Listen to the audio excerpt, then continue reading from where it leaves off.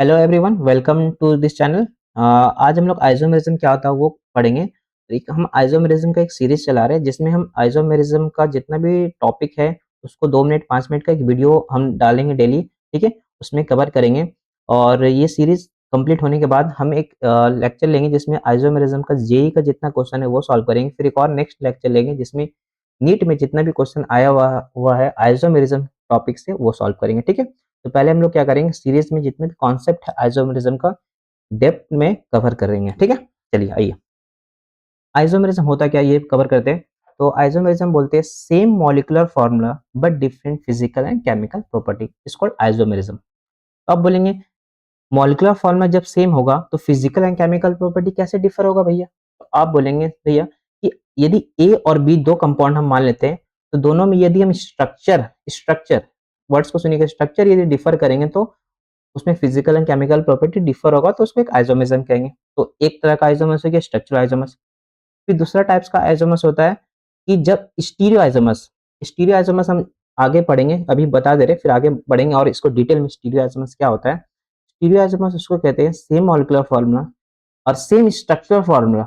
Stereo isomers में molecular formula भी same होता है, स्ट्रक्चर फॉर्मूला भी सेम होता है, तब भी physical and chemical property differ देता है। कैसे? क्योंकि जब इसका एटम और ग्रुप का अरेंजमेंट होता है, स्पेशल अरेंजमेंट होता है, वो डिफर होने का कारण से ये physical and chemical property differ देता है। तो ये तो बाद में पढ़ेंगे, पहले तो मेरे टॉपिक स्ट्रक्चर आइसोमर्स होता क्या है। चलिए आगे बढ़ते हैं।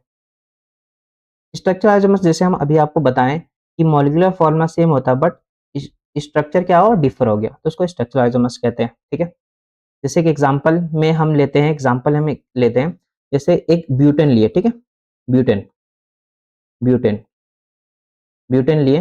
ब्यूटेन का फॉर्मूला क्या होता है, मॉलिक्यूलर फॉर्मूला C4H10 होता है। यस, अब हम ब्यूटेन का पता है दो आइसोमर्स होता है। एक हम इस तरह हम बना सकते हैं स्ट्रक्चर। यस, हाइड्रोजन यहाँ लगा लीजिए, क्या होगा CH3, यहाँ CH3 दो हाइड्रोजन यहाँ लगेगा, दो हाइड्रोजन यहाँ लगेगा। ठीक है, तो यहाँ C4H10 हो गया, ये हो गया एक स्ट्रक्चर। दूसरा स्ट्रक्चर क्या बन सकता है, तो आप बोलेंगे इस तरह स्ट्रक्चर दूसरा बन सकता है। ये एक स्ट्रक्चर हो गया CH3 यहाँ हाइड्रोजन 3 लगा लीजिए, यहाँ पर हाइड्रोजन 1 लगेगा। ठीक है, तो दोनों में गौर करिए, ए फर्स्ट और सेकंड दोनों में क्या है, स्ट्रक्चर में डिफर हो गया, इसको बोलते हैं स्ट्रक्चरल आइसोमर्स। ठीक है, तो इसी को बोलते हैं स्ट्रक्चरल आइसोमर्स। ठीक है, तो हम लोग इन डिटेल में नेक्स्ट लेक्चर में हम लोग पढ़ेंगे कि स्ट्रक्चरल आइसोमर्स क्या होता है, लेकिन हम यहाँ पहले बता दे रहे हैं कि स्ट्रक्चरल आइसोमर्स में क्या क्या पढ़ना है। RTFMCP ये क्या होता है, प्रायोरिटी ऑर्डर मतलब कि जब हमको कंफ्यूज हो कि कौन सा आइसोमर्स शो कर रहा है, सपोज कहीं पर चेन भी कर रहा है और पी मतलब पोजीशन आइसोमर्स दोनों शो कर रहा है, तो किसको प्रायोरिटी देंगे, चेन को देंगे। ठीक है, ये प्रायोरिटी ऑर्डर भी हो गया। तो RTFMCP एक याद रख लीजिए कि स्ट्रक्चरल आइसोमर्स में क्या क्या आता है, RTFMCP।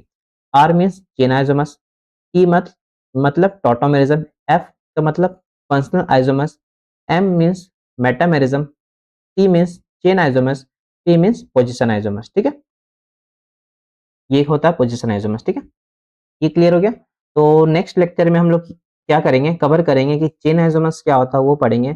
फिर हम लोग पढ़ेंगे चेन और पोजीशन आइसोमर्स क्या होता है वो पढ़ेंगे नेक्स्ट लेक्चर में। फिर आगे के नेक्स्ट लेक्चर में हम लोग पढ़ेंगे फंक्शनल आइसोमर्स क्या होता है।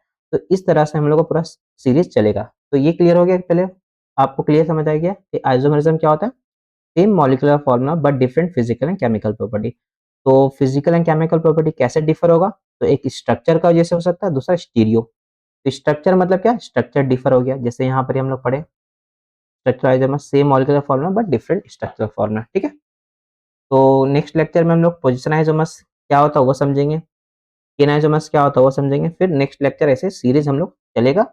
ठीक है, यदि आपको लेक्चर समझ आया तो please like share and subscribe the channel. Thank you so much.